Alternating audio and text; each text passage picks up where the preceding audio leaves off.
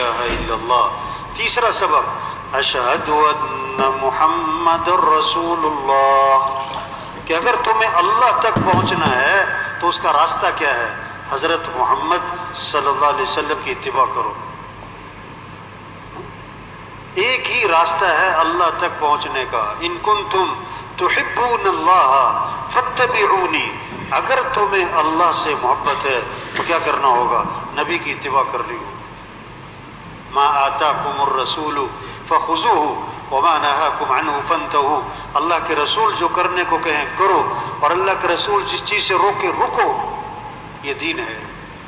ساری خیریں، برکتیں، بھلائیاں، خوشیاں حضرت محمد صلی اللہ علیہ وسلم کی اتباع میں اللہ نے چھپا کے رکھی۔ یہ پیغام دے رہا ہے مؤذن، اشہد ان محمد الرسول اللہ، محمد صلی اللہ علیہ وسلم کی اتباع کرنا، نبی کی چال چلنا، نبی کو اپنے لیے نمونہ بنانا، یہ ہیں تمہارے لیے اسوہ، یہ ہیں تمہارے لیے نمونہ، ان کو سامنے رکھو۔ اللہ نے سب سے اونچی شان والے نبی دیے، سب سے اونچی شان والے، جن کی شان کو درخت بھی پہچانے، پہاڑ بھی پہچانے۔ حضرت علی رضی اللہ عنہ فرما رہے ہیں، میں حضور صلی اللہ علیہ وسلم کے ساتھ مکہ مکرمہ میں جا رہا تھا، اب جس درخت کے پاس سے گزرتے اس درخت سے آواز آتی السلام علیکہ یا رسول اللہ، جس پہاڑ کے پاس سے گزرتے پہاڑ سے آواز آتی السلام علیکہ یا رسول اللہ۔ درخت بھی پہچانے، پہاڑ بھی پہچانے، ایسی شان والے نبی، ان نبی کی اتباع کرو، ان کو نمونہ۔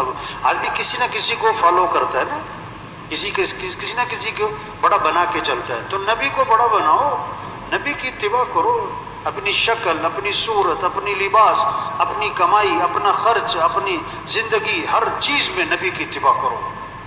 یہ پیغام دے رہا ہے مؤذن۔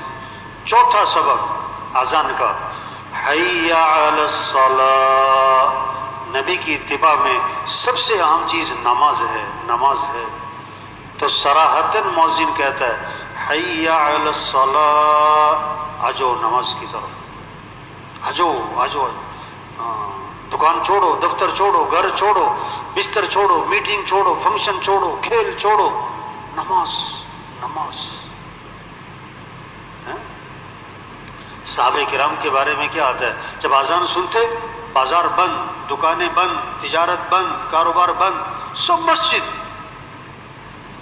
طواف 24 گھنٹے چل رہا ہے، 24 گھنٹے، گرمی سردی بارش دن رات، طواف نہیں بند ہوتا، لیکن جو ہی نماز کھڑی ہوتی طواف بھی،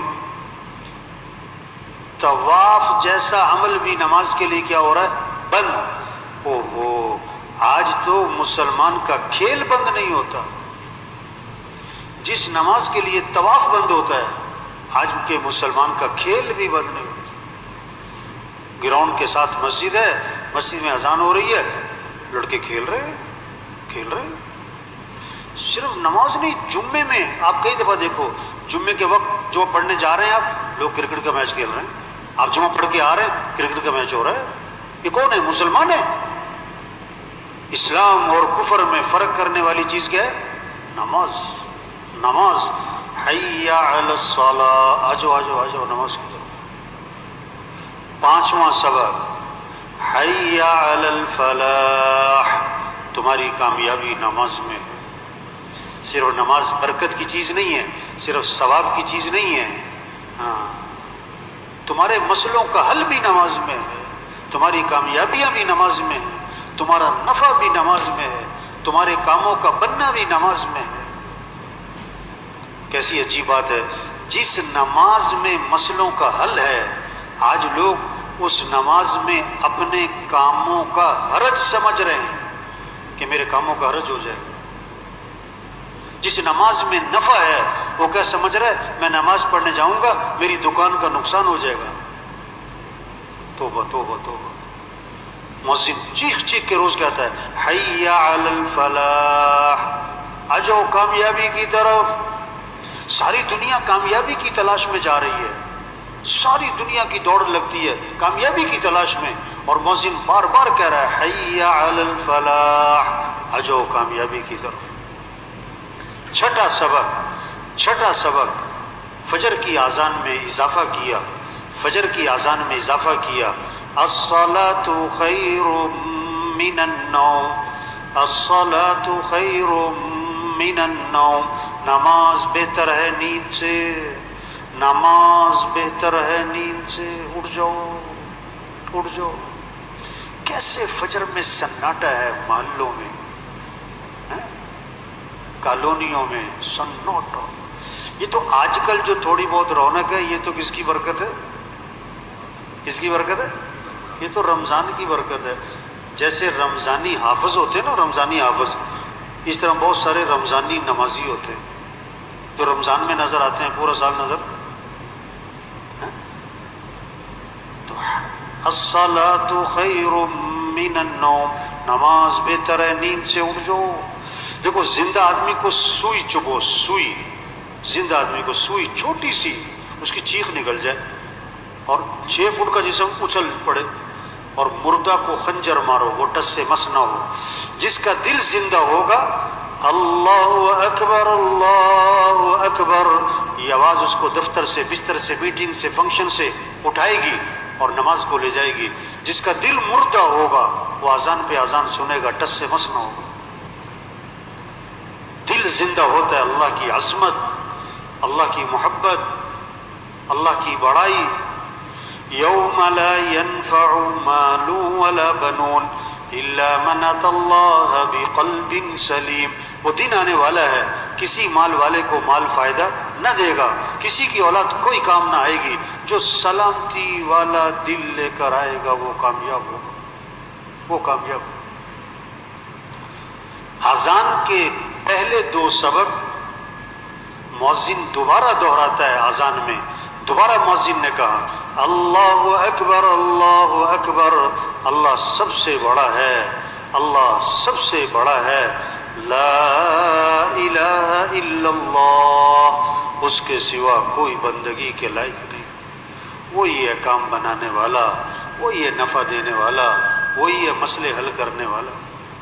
میرے بھائیو دیکھو، یہ اذان دعوت ہے، دعوت میں یہ اذان میں یہ 6 سبق ہیں، یہ پکے ہو جائیں، پکے ہو جائیں تو دین بہت آسان، نماز آسان۔ پھر نماز صرف سوکھی نماز نہیں، پھر نماز اللہ کی محبت کے ساتھ ہو، پھر نماز اللہ کی محبت کے ساتھ، پھر نماز کا شوق ہوگا، شوق ہوگا، پھر نماز میں لذت ہوگی، نماز